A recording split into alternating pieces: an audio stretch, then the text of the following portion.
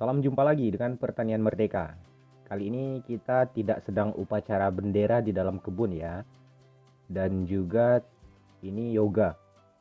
Yoga juga tidak sedang dihukum sama gurunya karena tidak bikin PR di sekolah. Bukan. Ini maksudnya untuk mengukur ketinggian jeruk ini. Yap, itu jeruk yang pertama tadi. Ini jeruk yang kedua. Yoga ini tinggi badannya sekitar 165 cm. Dan kalau kita bandingkan dengan jeruk ini, jeruk yang kedua, kalau jeruk yang pertama ini jelas ketinggiannya sekitar 2,5 meter. Sekitar 2,5 meter. 2,3 sampai 2,5 meter jeruk ini. Kalau jeruk yang kedua tadi ketinggiannya sekitar 2 meter. Nah, selanjutnya kita mau memetik buah jeruk ini. Yap. Dan jika ada Bapak Ibu yang bertanya kenapa buah jeruk ini yang belum matang, masih muda mentah, sudah diambil, sudah dipisahkan dari tampuknya. Ini bukan mau panen jeruk, Pak, Bu, tapi jeruk ini mau dibuang. Memang sengaja ini mau dibuang.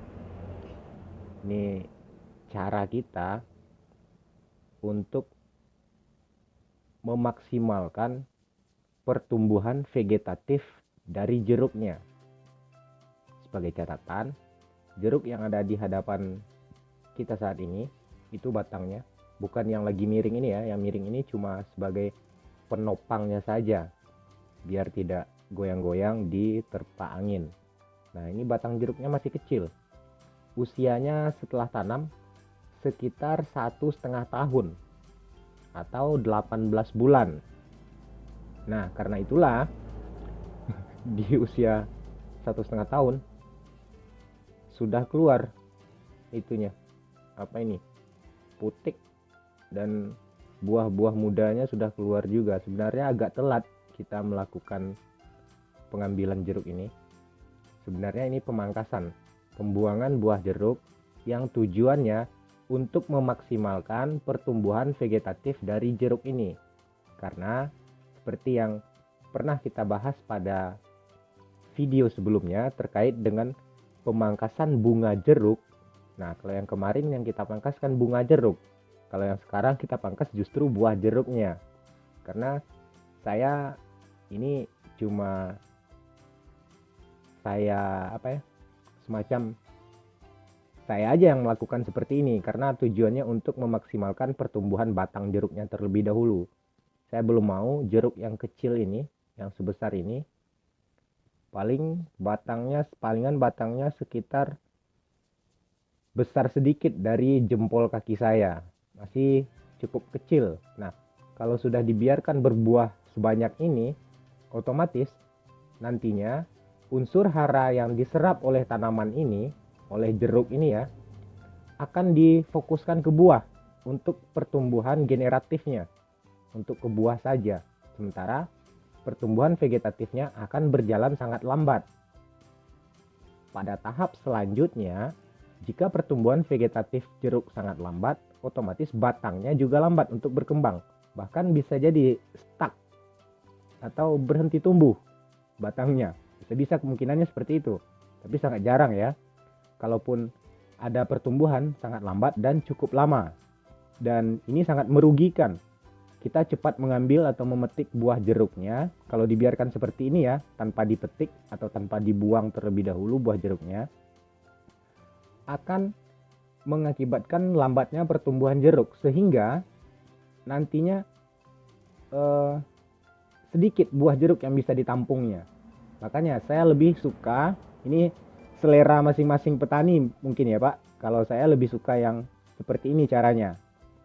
Caranya yaitu dibuang dulu buahnya untuk memaksimalkan pertumbuhan batang dan perkembangan akarnya, agar nanti batang jeruknya bisa besar, dahannya bisa banyak, besar juga, kokoh, kemudian ranting-rantingnya cukup lebar. Nah, dengan begitu akan jauh lebih banyak buah yang dihasilkan oleh jeruknya jika dibandingkan dengan yang seperti ini. Kalau yang seperti ini dibiarkan berbuah sampai matang ya Pak, ini semuanya matang semuanya. Kalau dibiarkan paling banyak itu cuma 5 kg, paling banyak itu kalau dibiarkan sampai matang. Nah makanya saya tunda dulu proses panennya, proses panen jeruk ini dengan membuang buah-buahnya terlebih dahulu, buah yang ada di batang ini, baik itu buahnya yang masih muda ataupun buahnya yang kecil, ya semacam putik gitulah biasa disebut sama orang. Nah kemudian setelah buah ini dibuang, nah kemungkinan besarnya pertumbuhan jeruk atau unsur hara dari yang diserap oleh tanaman jeruk ini akan difokuskan ke batang, ke akar, ke dahan, ke daun, dan pemunculan tunas-tunas muda yang baru untuk memperlebar kanopi, semacam kanopi atau dahan-dahan jeruk inilah. Nanti akan kita bentuk juga seperti payung nantinya. Kalau yang ini kita fokus dulu untuk pemangkasan buahnya. Nanti akan kita lakukan juga pemangkasan terhadap dahan dan ranting-rantingnya yang kurang produktif. Nanti mungkin setelah video ini ya. Nah, sekarang kita fokuskan dulu membuang buah-buahnya. Ada juga sih petani yang melakukan seperti ini, petani jeruk ya. Tapi kebanyakan tidak, dibiarkan saja berbuah karena sudah cukup senang, pengen cepat panen jeruknya. Itu juga tidak masalah, tergantung selera dan pilihan dari petaninya masing-masing ya. Nah, sekarang saya lagi mencari, tinggi juga ini, dapat itu jeruk, sudah banyak buahnya yang berkurang dan saya mau menghabiskan semua buah-buah yang ada di jeruk ini biar pertumbuhan vegetatifnya maksimal dan digaspol pertumbuhan vegetatifnya. Tentu saja pemangkasan ini juga diiringi dengan pemberian nutrisi yang cukup sesuai dengan kebutuhan dari jeruk untuk memaksimalkan pertumbuhan vegetatifnya. Yap, seperti yang sudah saya ceritakan pada video sebelumnya,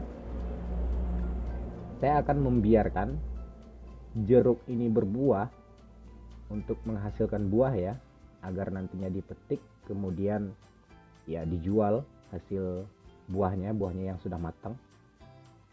Kalau batang jeruknya sudah lingkar batangnya minimal 30 cm sampai 35 cm. Bisa juga lebih dari itu. Mungkin nantinya saya akan biarkan jeruk ini berbuah kalau lingkar batangnya minimal itu kurang dari 30 juga tidak masalah sih. Nanti tergantung kebutuhan juga. Tergantung kebutuhan dan kondisi perkembangan dari jeruknya. 25 cm sebenarnya sudah bisa dibiarkan berbuah lingkar batangnya. 20 cm pun juga seperti itu, sudah bisa dibiarkan jeruknya berbuah. Nah, saat ini saya sudah selesai memangkas atau membuang buah yang ada di jeruk pertama. Ini jeruk penyisip. Jeruk penyisip umurnya baru 1,5 tahun. Sebelumnya sudah ada jeruk ditanam di sini, cuman mati. Matinya bukan karena hama, serangga, atau jamur, atau bakteri, bukan. Tapi karena hama yang ya berkaki 4, kambing itu. Kambing yang masuk ke kebun, karena kebun saya pagarnya kurang rapat. Makanya masuk kambing, kemudian kambing ini kan suka nakal. Nakalnya digesek-gesekkan tanduknya ke batang jeruk, kemudian kulit dari batang ini terkelupas semuanya. Luput dari pantauan. Karena waktu itu saya mungkin kerja di bagian depan kebun atau lagi main di luar, duduk di kedai. Ya kan namanya petani merdeka Pak, pertanian merdeka. Kita merdeka, kerjanya mau kapan, jam berapa mau kerjanya, mau keluar dari kantor kita jam berapa, itu kan terserah kita. Makanya namanya pertanian merdeka. Ya semuanya merdeka, apa yang kita tanam itu kita yang menentukan. Pada siapa, bagaimana cara kita merawat tanaman, itu tergantung selera kita. Selanjutnya, pada siapa kita akan menjual hasil panen dari tanaman yang kita tanam atau yang kita budidayakan, itu juga urusan kita. Tidak ada intervensi dari orang lain. Itulah kenapa dikatakan sebagai pertanian merdeka. Yap, kita lanjut pada jeruk yang kedua. Nah ini, jangan lupa safety prosedur kalau bekerja di luar ruangan.